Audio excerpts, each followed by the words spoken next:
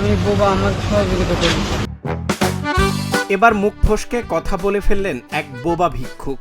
গলায় ঝুলানো এই প্লাকার্ড দেখে বোবা সেজে দীর্ঘদিন ধরে মানুষের কাছে সাহায্য নিচ্ছিলেন এই যুবক।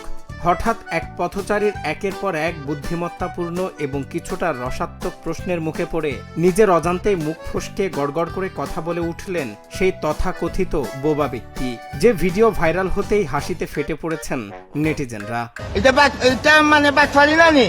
আমি বাটপারি করি। সহজ সরল মানুষের আবেগ ও ধর্মীয় অনুভূতিকে পুঁজি করে যারা প্রতারণা করে তারা যে কতটা চতুর হতে পারে এই ঘটনা তারই এক অদ্ভুত প্রমাণ। বোবা সেজে মানুষের সহানুভূতি কোড়ানোই ছিল তার মূল কৌশল, কিন্তু যখন তাকে চেপে ধরা হলো সে আসলে কথা বলতে পারে কিনা, তখন থতমত খেয়ে নিজের আসল রূপ প্রকাশ করে ফেললেন তিনি।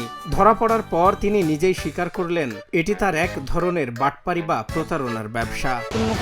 দেখি ওই যে অনেকে সহযোগিতা করে, এটা দেখে আমি ফার্মগেট কম্পিউটার থেকে 50 টাকা দিয়ে এটা তৈরি করছি। এই অবিশ্বাস্য ও হাস্যকর ঘটনার এই ভিডিও ছড়িয়ে পড়তেই অবাক বনে গেছেন সবাই। এ সময় তিনি জানান একটি কম্পিউটারের দোকান থেকে এই আমি বোবা লেখা প্লাকার্ডটি তৈরি করিয়েছিলেন। মূলত মানুষের পকেট থেকে সহজে টাকা হাতিয়ে নেওয়ার জন্যই এই অভিনব এবং সাজানো বোবা সেজে থাকার ফন্দিটি বেছে নিয়েছিলেন এই যুবক। এখানে লেখা কিটা? আমি বোবা, আমার সহযোগিতা করি। তোর বাড়ি কোন জায়গা? ওরগুলো পাথর তো ইগুলো আর কে মিলছে নি? নয়। আমি ভিডিওটিতে দেখা যায় যখন চারপাশের মানুষ বুঝতে পারে যে সে আসলে বোবা নয় বরং দিব্যি কথা বলতে পারে, তখন সেখানে এক হাস্য রসাত্মক পরিস্থিতির সৃষ্টি হয়। আশপাশের পথচারী ও প্রত্যক্ষদর্শীরা তার এই কাণ্ড দেখে হাসাহাসি শুরু করেন এবং তীব্র ক্ষোভ প্রকাশ করেন। অনেকেই বলছেন এমন চতুর অভিনয়ের কারণে সমাজের সত্যিকারের অসহায় ও প্রতিবন্ধী মানুষগুলো আজ বিশ্বাসযোগ্যতা হারাচ্ছে।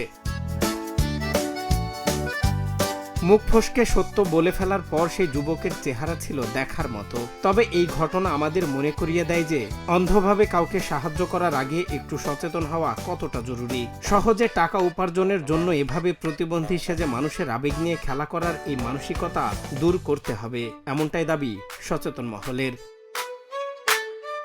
সজল বিশ্বাস, নিউজ ডেস্ক, বাংলা টিভি।